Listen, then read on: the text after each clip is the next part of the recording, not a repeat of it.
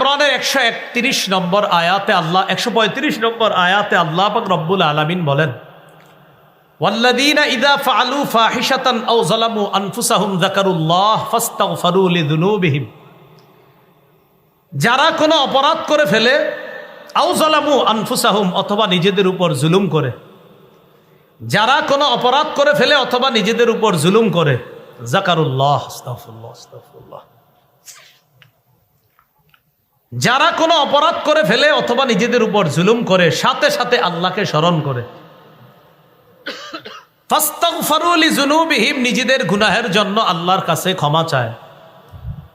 ওমাই ইয়াগফিরুয যুনুবা ইল্লাল্লাহ আর আল্লাহ ছাড়া তাকে ক্ষমা করবেই বা কে। তো এই ব্যক্তি যখন ইস্তেগফার পাঠ করে গুনাহ করার পর আল্লাহ পাক রব্বুল আলামিন তার গুনাহ ক্ষমা করে দেয়। আমার সাথে বলেন তওবার